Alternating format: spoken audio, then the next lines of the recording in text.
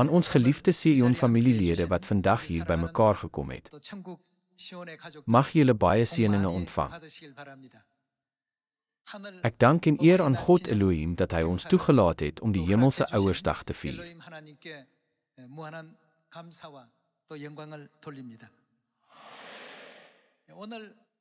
Vandag is 'n kosbare dag wanneer die Hemelse Vader aan ons die Hemelse Moeder en die waarheid geopenbaar het.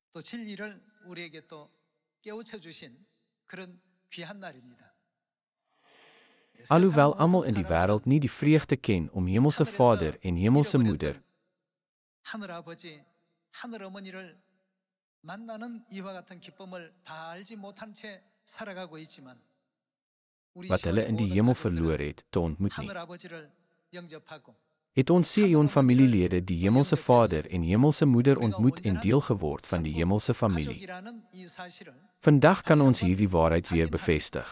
이 날이 바로 오늘 이 순간이라고 볼 수 있겠습니다. Voorheen het ons nie geweet wie ons Hemelse Vader en Moeder is nie. 하늘어머니가 누구신지 Ons het net op aardse dinge gefokus, nadat ons alle herinneringe aan die hemel vergeet het. Vader het egter na hierdie aarde toegekom om aan ons te openbaar dat die hemel ons geestelike tuiste is en dat ons Hemelse Vader, Hemelse Moeder en geestelike familie het. Vandag is die dag wat hy hierdie waarheid aan sy kinders geleer het. Vandag het hy vir ons die besef van die hemelse familie en die belangrikste gebod gegee.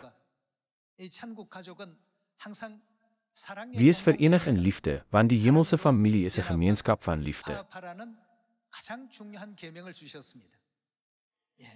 Kom ons blaai na Johannes hoofstuk 13.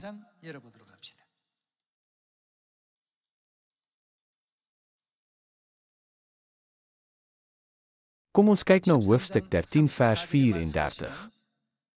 Ek gee julle 'n nuwe gebod. Julle moet mekaar lief hê. Net soos ek julle liefgehad het, moet julle ook mekaar lief hê. Dit is hoe almal sal weet dat julle my disippels is, as julle liefde teenoor mekaar het. God het vir ons 'n nuwe opdrag gegee. Dit is die nuwe verbond. Die kernleer van die nuwe verbond is: wees lief vir mekaar.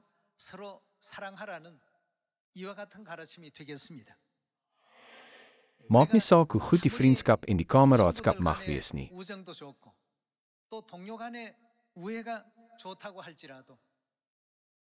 Is ons huis nie die plek waar liefde die nodigste is nie?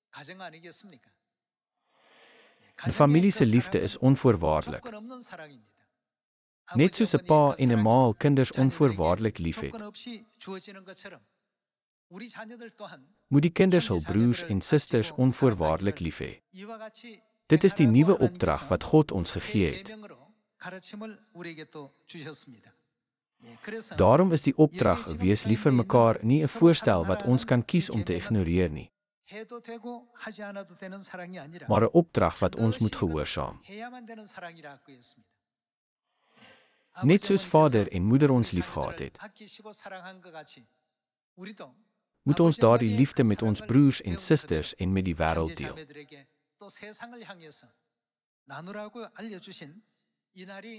God het vir ons hierdie lering gegee op die hemelse Ouersdag. Om die nuwe opdrag te vervul, moet ons geliefde hemelse familie die geloof behou wat ons in staat stel om mekaar lief te hê.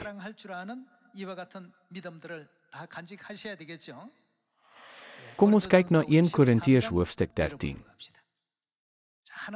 Kom ons kyk saam na hoofstuk 13 vers 1, aangaande die beoefening van liefde. 1 Korintiërs hoofstuk 13 vers 1.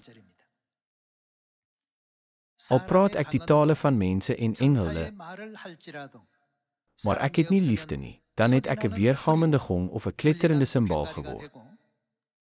En al profeteer ek en begryp ek alle geheime en besit ek alle kennis en al het ek al die geloof om berge te versit, maar ek het nie liefde nie, is ek niks.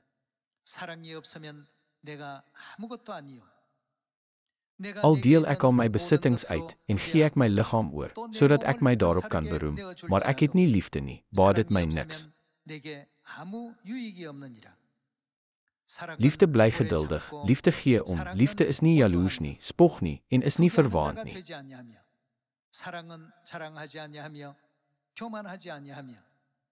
Liefde tree nie onbehoorlik op nie, jaag nie eie belang na nie, is nie lig geraak nie.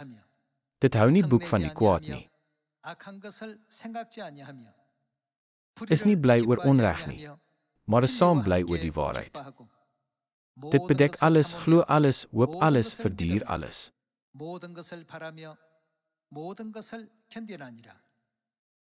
Liefde val nooit nie.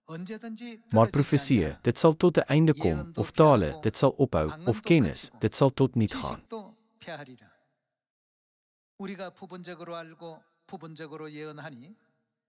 Want ons ken gedeeltelik en ons profeteer gedeeltelik. Maar wanneer die volmaakte gekom het, sal wat gedeeltelik is, ophou bestaan. Toe ek nog 'n kind was, het ek gepraat soos 'n kind, gedink soos 'n kind, geredeneer soos 'n kind.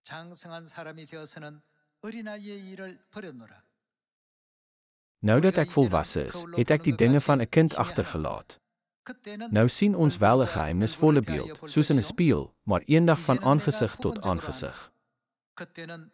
Nou ken ek slegs gedeeltelik, maar eendag sal ek ten volle ken, soos ek ten volle geken is. En nou bly geloof, hoop en liefde, hierdie drie, maar die grootste hiervan is die liefde. Daarom is die mees sekere manier om kinderlik teenoor God die Vader en God die Moeder te wees om die woord van God te gehoorsaam.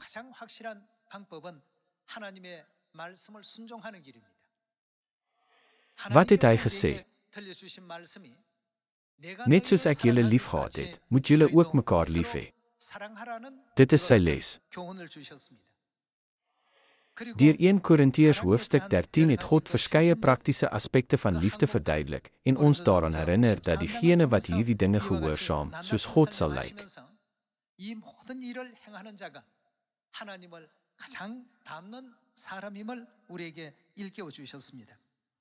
Kom ons gaan na 1 Johannes hoofstuk 4. Kom ons kyk na 1 Johannes hoofstuk 4 vers 4.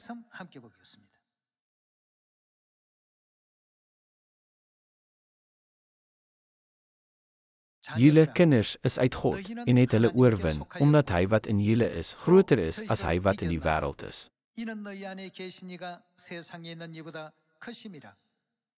Hulle is uit die wêreld en daarom praat hulle soos die wêreld en luister die wêreld na hulle.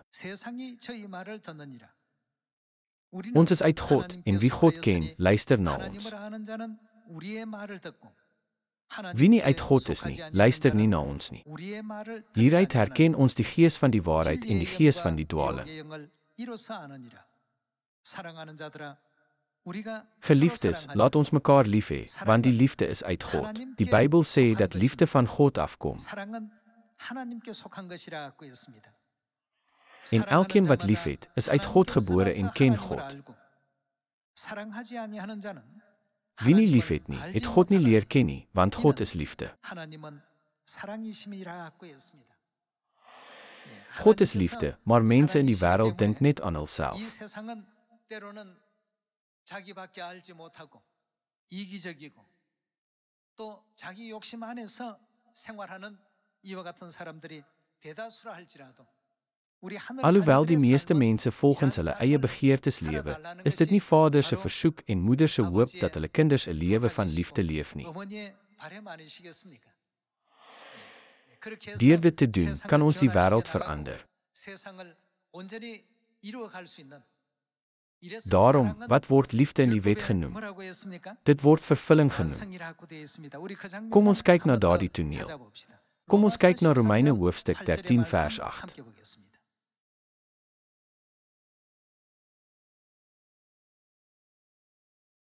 Romeine hoofstuk 13 vers 8. Wees aan niemand iets verskuldig nie, behalwe die verpligting om mekaar lief te hê. Wie sy medemens liefhet, het die wet vervul. Want dit, jy mag nie egbreek pleeg nie, jy mag nie moord pleeg nie, jy mag nie steel nie, jy mag nie begeer nie. 그 외에 다른 계명이 있을지라도 Of watter ander gebod ook al, word saamgevat in hierdie uitspraak. Jy moet jou naaste lief hê soos jouself. Die liefde doen die naaste geen kwaad nie.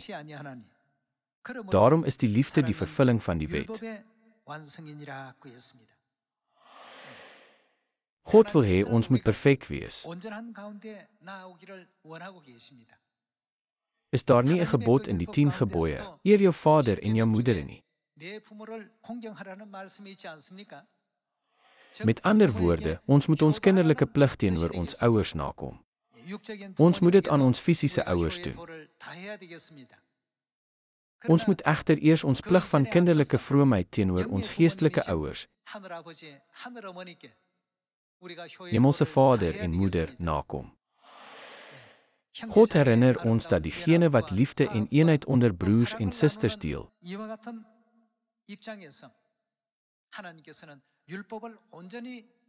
diegene is wat die wet vervul het. Daarom het God ons daaraan herinner dat liefde die vervulling van die wet is. Die Bybel sê vir ons dat God liefde is. Terwyl ons vandag Hemelse Ouersdag vier, laat ons onsself afvra, wat begeer Vader en Moeder? Kom ons besin oor hierdie saak.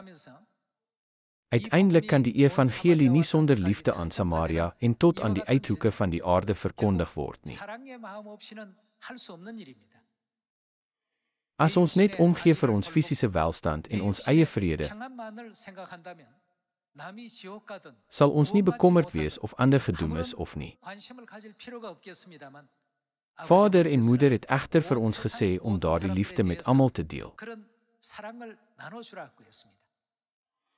Hulle het vir ons gesê om vir ander te preek oor hoe om die vergifnis van sondes en verlossing te ontvang en die koninkryk van die hemel binne te gaan.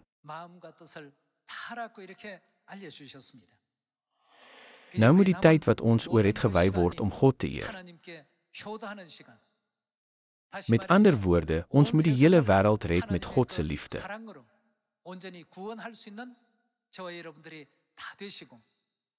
Die evangelie moet in elke land, streek en stad verkondig word,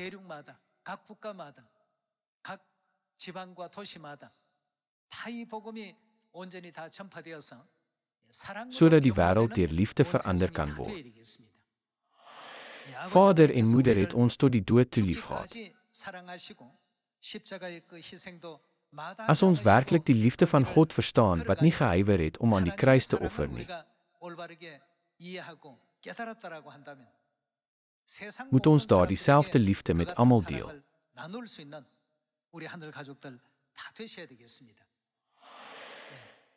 Dit is nie genoeg om net in voorkoms God se kinders te wees nie.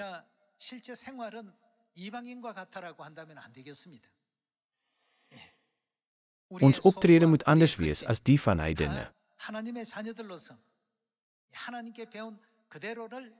Ek hoop dat ons, as God se kinders innerlik en uiterlik, dit wat ons by God geleer het aan mense kan oordra, en dat ons Vader en Moeder altyd dankbaar sal wees vir redding. Kom ons voltooi die evangelie deur liefde. Dankie. God seën jou.